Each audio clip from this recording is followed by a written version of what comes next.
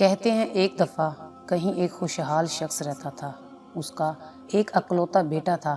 ماں کے اکلوتے بیٹے کے لیے فطری خوف کے تحت مگر ناز و نم میں پلا ہوا، یہاں تک کہ جوان ہو گیا۔ نہ کوئی ہنر، نہ ہی کسی کام کا تجربہ۔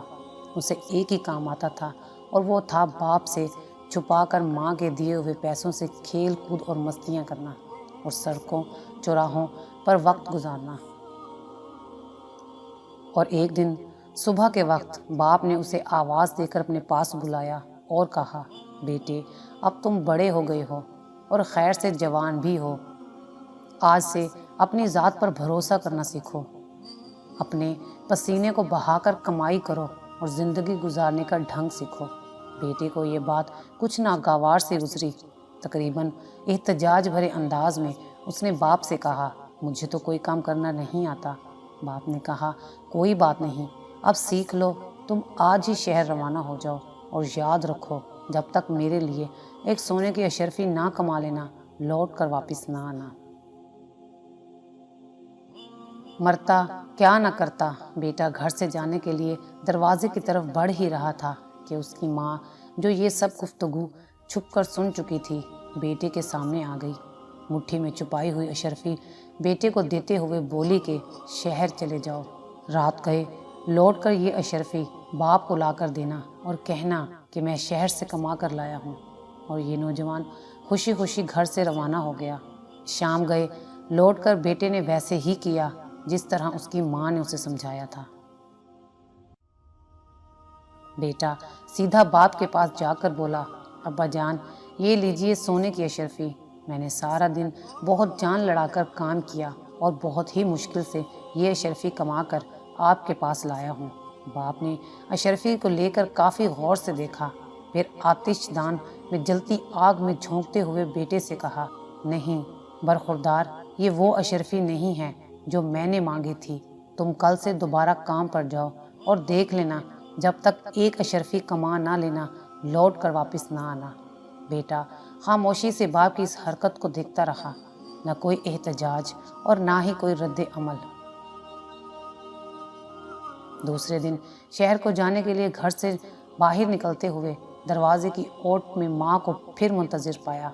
ماں نے اس کی مٹھی پر ایک اور اشرفی رکھتے ہوئے کہا، بیٹے اس بار جلدی واپس نہ آنا، شہر میں 2 یا 3 دن رکے رہنا اور پھر لوٹ کر باپ کو یہ اشرفی لا دینا۔ بیٹے نے شہر جا کر ماں کے کہے پر عمل کیا۔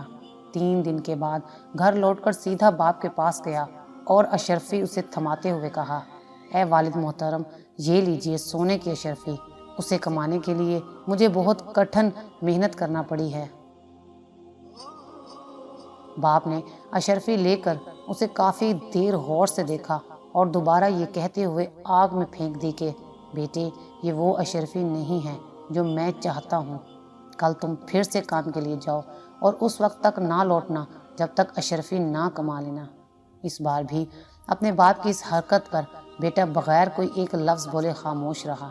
تیسری مرتبہ اس بار یہ نوجوان اپنی ماں کے جاگنے سے پہلے ہی شہر کی طرف روانہ ہو گیا اور وہاں 1 مہینہ رہا۔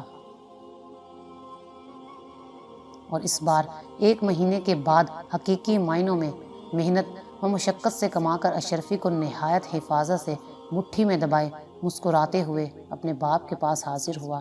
اشرفی باپ کی طرف بڑھاتے ہوئے بولا، اے والد محترم، میں قسم کھا کر کہتا ہوں کہ اس بار یہ اشرفی میرے پسینے کی کمائی ہے۔ یقین کیجئے اسے کمانے کے لیے مجھے بہت محنت کرنا پڑی ہے۔ سونے کی اشرفی کو ہاتھ میں لے کر باپ کافی غور سے دیکھتا رہا، اس سے پہلے کہ اس کا باپ اشرفی کو آگ میں ڈالنے کے لیے ہاتھ بڑھاتا۔ نوجوان نے آگے بڑھ کر باپ کا ہاتھ تھام لیا۔